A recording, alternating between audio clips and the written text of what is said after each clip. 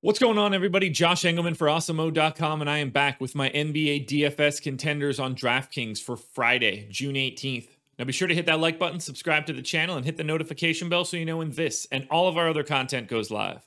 Follow me on Twitter at Josh Engleman so you can get updates to my sim results as we get closer to lock. And finally, let me know in the comments section who is your favorite and least favorite of my contenders for today's slate.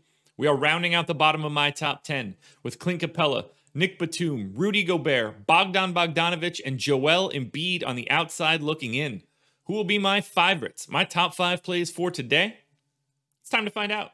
First up at number 5, we have the suddenly more expensive Paul George, shooting guard eligible, 10,100, 53.5 point fantasy projection, 65 is the goal. He's in the optimal lineup 40% of the time.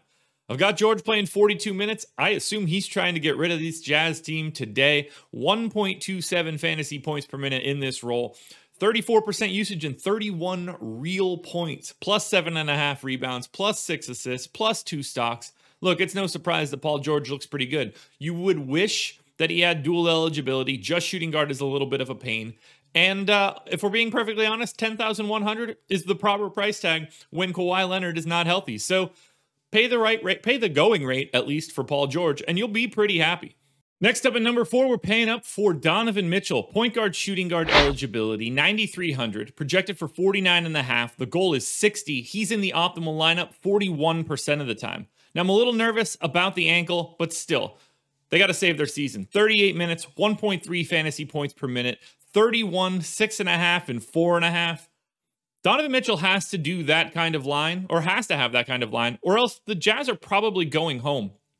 I expect him to come to play today in the biggest way possible. And at 9,300 as the team's quote-unquote star, I think that's a bit of a bargain price tag for today's slate. So I'm happy to get to Mitchell. I am worried about the ankle, but I'm not going to let it change my exposures. Next up at number 3, a guy having an incredible series. Give me Reggie Jackson. Point guard, shooting guard eligible as well. 5,200, projected for 30. The goal is just 34.5. He's in the optimal lineup 44% of the time.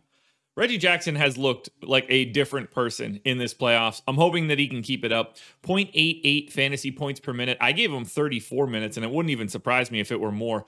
Neutral usage, and it's a lot of points. 16 points in 34 minutes, but you're not getting nothing anywhere else. 3.5 boards, 4.5 assists. That's not too bad. Maybe a steal. I just like his creation ability. I like the way that he's sort of like their de facto number 2 now, which is kind of wild.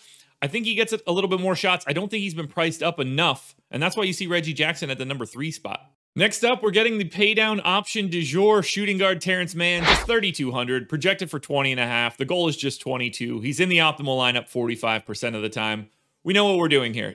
Terance Mann, if he's still in the starting lineup for the Clippers, and since they won, I expect him to be, he's the no-brainer value option. 26 minutes, around 0.8 fantasy points per minute, 16% usage. You kind of just get whatever you can get. 10 points, 4.5 boards, 2.5 assists. It's nothing too crazy for Mann, but it doesn't take much to pay it off. If Terance Mann gets to 20 fantasy points, you're looking pretty darn good. That's why he hits that goal 42% of the time. Don't overthink it. So long as Mann is in the starting lineup, he is the best value play of the day. Now, before we get to that number 1 contender, one last reminder, hit the like button, subscribe to the channel, hit the notification bell so you know when everything goes live, and then follow me on Twitter at Josh Engleman. Only place you're getting updates to my sim results as we get closer to lock. Finally, let me know in the comment section who is your favorite and least favorite of my contenders for today's slate. I'm really doing my read from the beginning now. Normally it's slightly different, and I ask you to also tell me who the contender is that you did not see, but I forgot. I got in the rhythm of the read and didn't realize that I was at the end. So, without further ado, the number 1 contender. And that would be small forward, power forward Marcus Morris. He's 5,100, projected for 30.5. The goal is 40. Nope, the goal is 34. That's me rounding poorly. The goal happens 35% of the time. Guys, here's the deal. I'm tired, and talking about these guys in the same way every day is really, really hard. You remember where they were 2 days ago a lot easier than you normally do. It's just the same names over and over again. But Marcus Morris is the best contender because he's in the optimal lineup 52% of the time. 38 minutes, playing monster minutes now as like a small ball center Kawhi replacement type guy. 20% usage is pretty legit. 18 points, 5 boards, and very little else. So you need him to keep up the scoring, and the matchup for him has been great so far. So I expect the scoring to continue. If he can be pretty active on the boards, maybe grab himself a steal or two, things will look good. But the dual eligibility and the $5,100 price tag for a guy that might play 40 minutes today, sign me up. Alrighty, folks, that will do it. Those are my NBA DFS contenders on DraftKings for Friday, June 18th. Process show is in the books. Go watch that. FanDuel version of this video is around here somewhere. And then strategy show, 10 a.m. with Lofty. You do not want to miss it. And then that is it for me. So good luck tonight, everybody. Enjoy your weekend. I will be back again Monday morning with another edition of the Contenders.